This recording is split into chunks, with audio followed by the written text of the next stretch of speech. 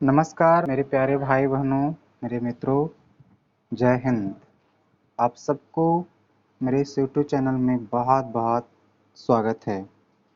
आज हम भारतीय संविधान के अनुसूची के बारे में चर्चा करेंगे। आप जानते हैं कि हमारा संविधान 26 जनवरी 1950 को लागू हो गया था।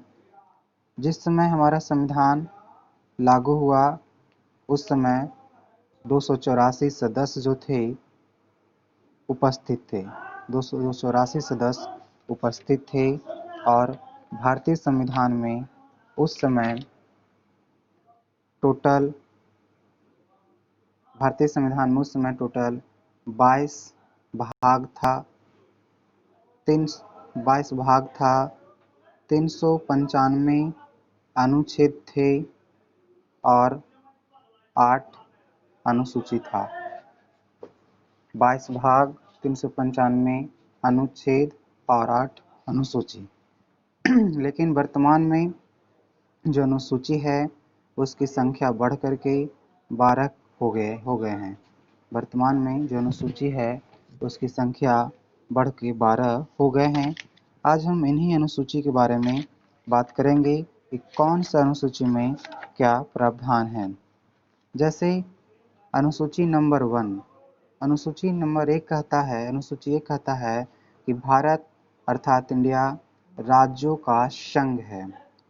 साथ ही साथ में यह संघ शासित प्रदेशों का भी इसमें उल्लेख किया गया है। भारत अर्थात इंडिया जो है राज्यों का संघ है और संघ शासित प्रदेश भी सम्मिलित हैं। संघ का जो इंग्लिश होता है दो होता है, एक होता है यूनियन और दूसरा होता है फेडरल। यूनियन वैसे सिस्टम को कहते हैं जिसमें कोई राज्य को स्वतंत्र होकर के एक नया राष्ट्र बनाने का अधिकार नहीं होता है। लेकिन फेडरल सिस्टम में जो होता है राज्य अलग होकर के एक नया देश का मांग कर सकते हैं। हमारे यहाँ जो राज्य की व्यवस्था है, जो प्रशासनिक चलते हैं, उसमें विकेंद्रीकरण है। राज्य सरकार होती हैं, केंद्र सरकार और लोकल लेवल पर भी सरकारें की व्यवस्था की गई है। मतलब हमारे यहाँ प्रशासन में क्या है, फेडरलिज्म है। बट अगर राज्य के बारे में बात करें तो वहाँ जो है यूनियन है। तो अनुसूची नंबर 1 कहता है कि भारत अर्थात इंडिया जो है वह राज्यों का संघ है। ओके। उसके बाद है अनुसूची नंबर 2।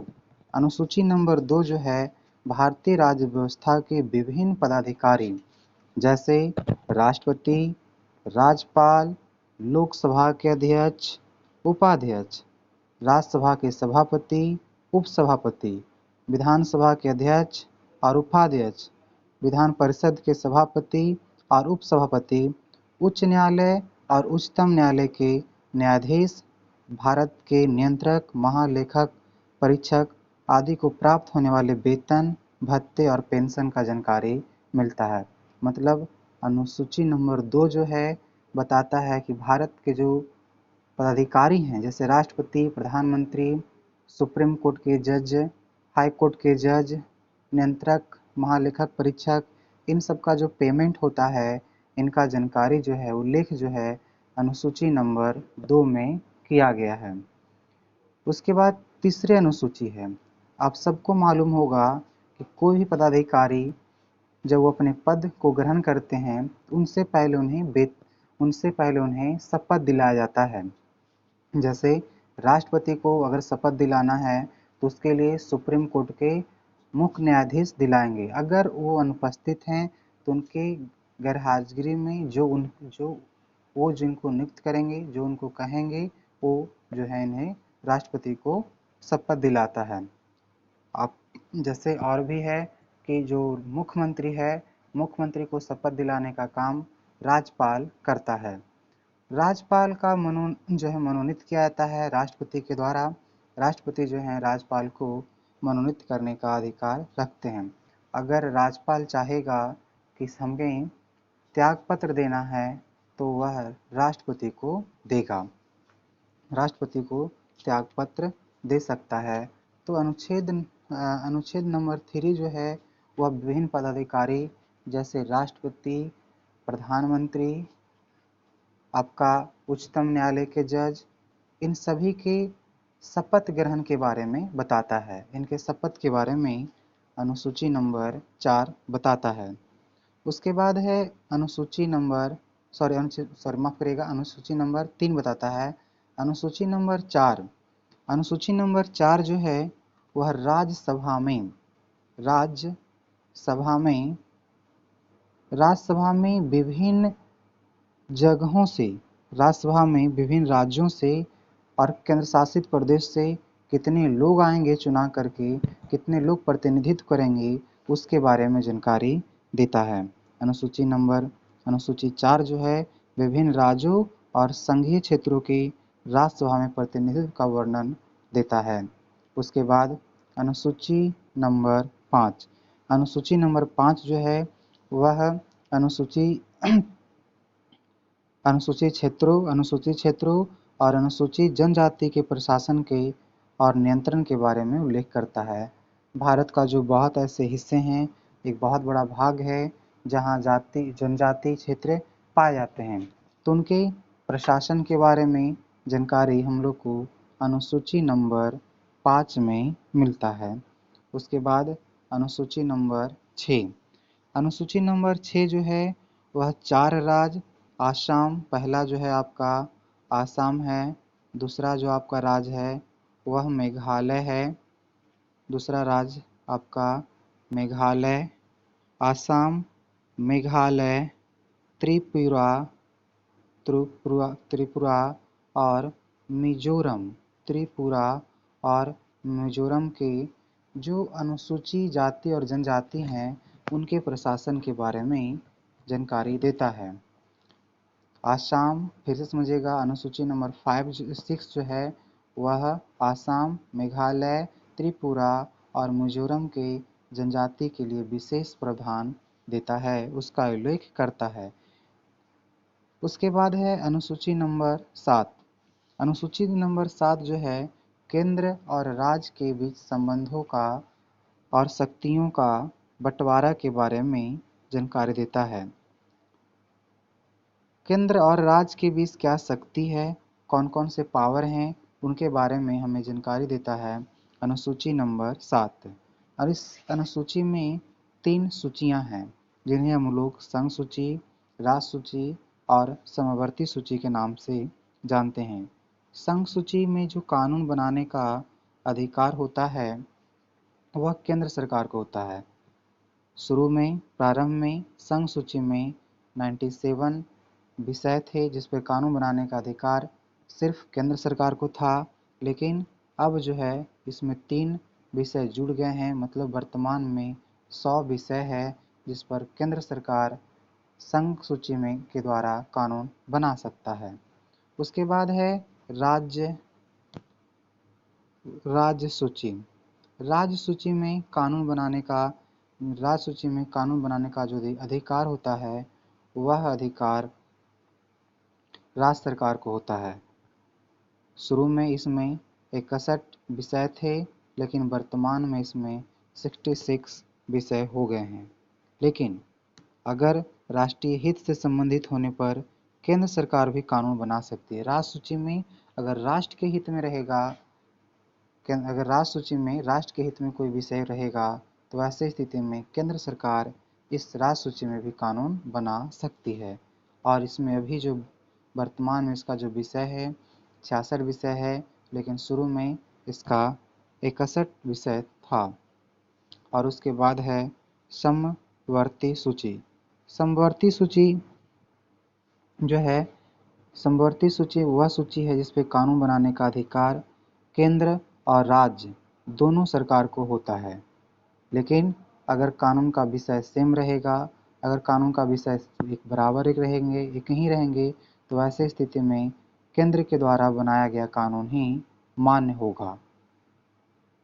और इस समवर्ती सूची में समवर्ती सूची में शुरू में जो विषय थे वह 47 था, 47 था, लेकिन अब जो इसका विषय है 52 हो गया है।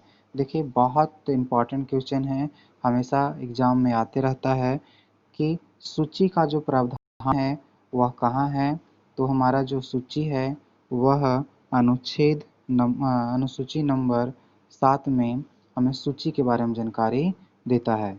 सूचियाँ 3 प्रकार का होता है। पहला है संघ सूची, राज्य सूची और समवर्ती सूची। संघ सूची जो होता है उस पे कानून बनाने का अधिकार, संघ सूची पे कानून बनाने का, सेंट्रल लिस्ट जो है इसको सेंट्रल लिस्ट भी कहते हैं, सेंट्रल लिस्ट में कानून बनाने का अधिकार सिर्फ सेंट्रल सरकार को होता है, केंद्र सरकार को होता है। और मेन क्वेश्चन ये है कि वर्तमान में इसमें कितने विषय हैं और शुरू में कितना था। तो वर्तमान में जो विषय हैं वह 100 विषय है, लेकिन जब शुरू में इसमें टोटल 97 विषय थे, 3 विषय बढ़ गया है।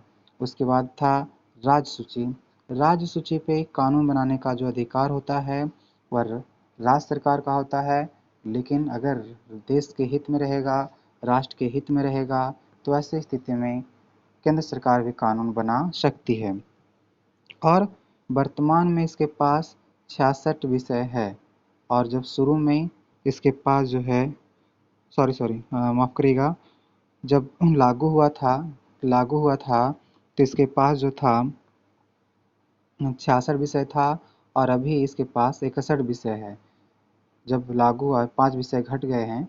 जब लागू हुआ था तो बस उस समय 66 विषय था, लेकिन वर्तमान में 61 विषय हैं। याद रखिएगा, राज्य सूची में अभी जो है 61 विषय है, लेकिन शुरू में 66 विषय था। उसके बाद है समवर्ती सूची। समवर्ती सूची जो है इस पे कानून बनाने का अधिकार राज्य सरकार को भी होता है, और साथ ही साथ में केंद्र सरकार का भी होता है।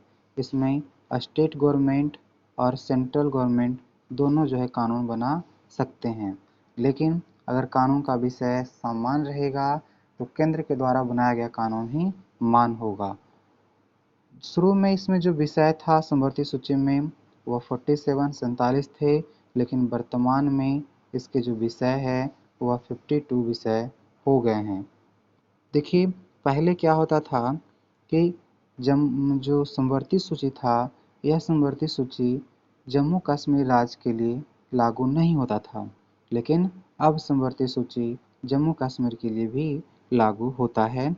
एक और बहुत इम्पोर्टेंट क्वेश्चन आता है कि किस संविधान संशोधन के द्वारा दिल्ली को राष्ट्रीय राजधानी क्षेत्र कहा गया।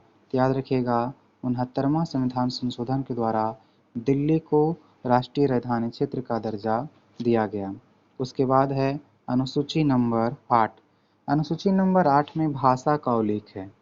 भारतीय संविधान में जो भाषा का उल्लेख है, लैंग्वेज का जो उल्लेख है, वह अनुसूची नंबर 8 में है। प्रारंभ में 14 भाषाएं को हमारे संविधान में लागू किया गया था, शामिल किया गया था, लेकिन वर्तमान में 22 भाषा का उल्लेख हमारे संविधान में मिलता है। बहुत इम्पोर्टेंट क्वेश्चन है कि शुरू में कितना था, तो 14 भाषा था, लेकिन अभी कितना है, तो 22 भाषा है। संविधान संशोधन हुए और संविधान संशोधन होकर के अलग अलग भाषा जुड़ते गए। जैसे 21वां संविधान संशोधन जो था वह 1967 में हुआ। 1967 में आपका 21वां संविधान संशोधन हुआ और सिंधी भाषा को जोड़ा गया था। 21वां संविधान संशोधन के द्वारा सिंधी भाषा को जोड़ा गया था। क्वेश्चन आता है भारतीय संविधान में सिंधी भाषा को कब जोड़ा गया था, तो 1967 में 21वां अमेंडमेंट के द्वारा 21वां संविधान संशोधन के द्वारा जोड़ा गया था। उसके बाद है 71वां संविधान संशोधन हुआ, और 71वां संविधान संशोधन 1992 ईस्वी में हुआ था, और इसमें नमक को जोड़ा गया। नमक का मतलब न मतलब आपका नेपाली हो गया, म मणिपुरी हो गया, और क मतलब कोकनी हो गया। इसको हम शॉर्ट में याद रखने के लिए नमक को याद रखते हैं। 71वां संविधान संशोधन 1992 के द्वारा नमक, न मतलब नेपाली, म मणिपुरी और का मतलब कोंकणी को जोड़ा गया और 92वां संविधान संशोधन आपका 2003 ईस्वी में हुआ था। 92वां संविधान संशोधन 2003 में हुआ, जिसमें मैथिली को जोड़ा गया, जिसमें मैथिली को, उसके बाद आपका संथाली को जोड़ा गया, उसके बाद डोगरी को जोड़ा गया और उसके बाद बोडो भाषा को जोड़ा गया। बोडो भाषा को जो है जोड़ा गया। तो इस तरह से आपको हम बताए थे शुरू में कि 14 भाषा का उल्लेख पहले था और वर्तमान में 22 भाषा था। ये संविधान संशोधन किस संविधान संशोधन के द्वारा कौन से भाषा जोड़ा गया, इसको याद रखना जरूरी था। और यह जो 8 अनुसूचियां हैं, यही 8 अनुसूची मूल संविधान में थे और बाकी 9, 10, 11, 12 जो अनुसूची है वह जोड़ा गया अलग अलग समय में। जैसे 9वां अनुसूची, जो 9वां अनुसूची है वह प्रथम संविधान संशोधन। संविधान संशोधन में पहली बार जब जो संशोधन किया गया संविधान में, प्रथम संविधान संशोधन जो था वह 1951 ईस्वी में हुआ, क्योंकि 1950 को जो है संविधान लागू हुआ था और प्रथम संविधान संशोधन 1951 ईस्वी में किया गया। एक बहुत इम्पॉर्टेंट क्वेश्चन है कि जब संविधान लागू हो रहा था तो कितने ऐसे लोग थे जो संविधान सभा में उपस्थित थे, तो उसमें टोटल 284 लोग थे। 284 लोग थे जो संविधान के जो है लागू होते समय प्रेजेंट थे, उपस्थित थे। और आपको मालूम होगा 2 वर्ष 11 महीने 18 दिन का समय लगा था संविधान को बनाने में। लगभग 114 दिन तक इस संविधान में बहस चला था और लगभग जो है एक 2-3 वर्ष कह सकते हैं आप, लगभग 3 वर्ष का जो है समय लग गया था। 2 वर्ष 11 महीने 18 दिन को बनाने में समय लगा था। इसमें ड्राफ्टिंग कमेटी, प्रारूप समिति जो था बहुत ज़्यादा वैल्यूएबल था, बहुत इम्पोर्टेंट था और उन्हीं के जो है प्रस्ताव पर संविधान का गठन भी किया गया था। देखिए कभी कभी आता है कि कितने खर्च हुए थे संविधान बनाने में, कितना खर्च हुआ था। तो यह जो खर्च था 63,96,229 रुपया का खर्च आया था। 200 फिर से मैं लिख देता हूँ, 63,96,729 रुपया का खर्च आया था संविधान को बनाने के लिए। लगभग 3 साल तक 114 दिन तक बहस चले और 63,96,729 रुपया का व्यय आया था। तो हमने अभी आपको बताया कि प्रथम संविधान संशोधन जो था वह 1951 में हुआ था। 1951 में जो है प्रथम संविधान संशोधन होता है और इसमें प्रथम संविधान संशोधन के द्वारा अनुसूची नंबर 9 को जोड़ दिया जाता है। ये क्वेश्चन बहुत आता है एग्जाम में, आप क्वेश्चन बैंक खोल के देखिए और उसमें आपको मिलेगा। किसी भी चीज़ का क्वेश्चन बैंक देखिए, पीसीएस का देखिए, एसएससी का देखिए, रेलवे का देखिए, तो आपको मिलेगा क्वेश्चन। तो 9वीं अनुसूची जो है कब जोड़ा गया था, तो प्रथम संविधान संशोधन 1951 के द्वारा जोड़ा गया और इसका विषय है राज्य द्वारा संपत्ति के अधिग्रहण की विधि, कि जो राज्य है वह संपत्ति अधिग्रहण कैसे करेगा उसके बारे में उल्लेख मिलता है। और अभी वर्तमान में जो है इसमें 284 अधिनियम है।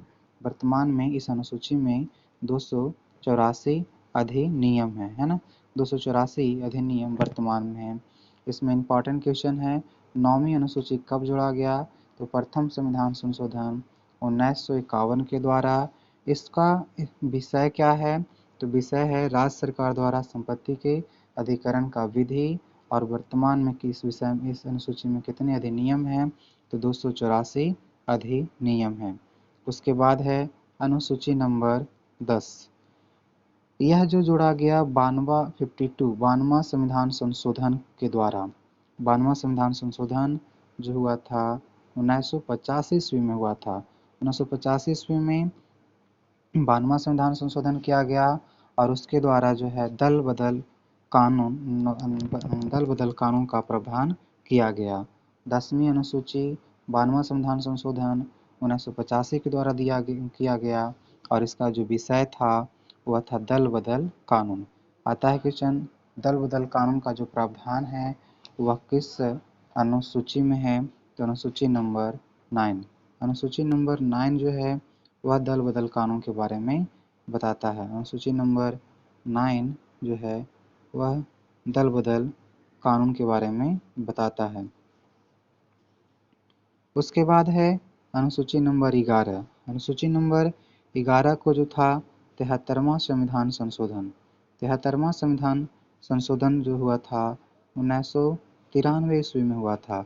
73वां संविधान संशोधन जो है 1993 ईस्वी में हुआ था और उसके द्वारा 11वीं अनुसूची को जोड़ा गया था। इसका विषय था पंचायती राज संस्थाओं को कार्य करने के लिए कार्य करना, मतलब इसमें पंचायती राज व्यवस्था को कार्य करने का अधिकार दिया गया और इसमें 29 विषय को शामिल किया गया। तो बहुत इंपॉर्टेंट क्वेश्चन है, 11वीं अनुसूची कब जोड़ा गया? तो 73वां संविधान संशोधन। देखिए संविधान संशोधन बहुत ज़रूरी है कि संविधान संशोधन में क्या हुआ। तो 73वां संविधान संशोधन 1993 में हुआ और उसके द्वारा जो है जोड़ा गया पंचायती राज व्यवस्था और पंचायती राज को व्यवस्था को काम करने के लिए 29 विषय प्रदान किए गए। और लास्ट है हमारा अनुसूची नंबर 12। यह जो था अनुसूची जो भी 1993 में ही जोड़ा गया था। एक्चुअली 1993 में 2 संविधान संशोधन हुए थे। पहला था 73वां संविधान संशोधन और दूसरा 74वां संविधान संशोधन। 73वां और 74वां संविधान संशोधन के द्वारा जो था 73वां भी हुआ 1993 में और 74वां भी हुआ 1993 में और इसका विषय था शहरी क्षेत्रों के स्थानीय स्वशासन संस्थाओं को कार्य करना। मतलब शहरी क्षेत्र का कुछ जो इंस्टीट्यूट्स होते हैं, स्थानीय स्वशासन जो इंस्टीट्यूट्स हैं उन पे काम करने का अधिकार दिया गया और इसमें 18 विषय प्रदान किए गए। मतलब आप देखते होंगे कि जो सरकार ये है जो शहरी क्षेत्र है उसमें अनेक प्रकार का स्कूल, प्राइवेट संस्थान चलता है, तो चलाने का अधिकार है उसके में आपको अपना प्रशासन बना सकते हैं, आपको अपना एडमिनिस्ट्रेटिव चलाने का अधिकार है। यह काम करने का अधिकार जो है 12वीं अनुसूची के द्वारा दिया गया। इसमें 18 ठो विषय प्रदान किए गए हैं। मेरे प्यारे भाई बहनों, मुझे आशा है कि आप सभी को वीडियो बहुत अच्छे लगे होंगे और मेरे इस यूट्यूब चैनल पे लगभग सभी सब्जेक्ट का आपको वीडियो मिल जाएंगे। वह आपका अगर आप 10th लेवल के हैं तो ऊपर भी सारे सब्जेक्ट का मिल जाएगा, 12th लेवल के हैं तो भी मिल जाएगा, अगर आप जनरल कंपटीशन की तैयारी करते हैं तो भी आपको जो है वीडियो मिल जाएगा। अगर आपको कुछ स्पेशल वीडियो की ज़रूरत हो तो आप हमें कमेंट करके ज़रूर बताएंगे। जय हिंद, धन्यवाद।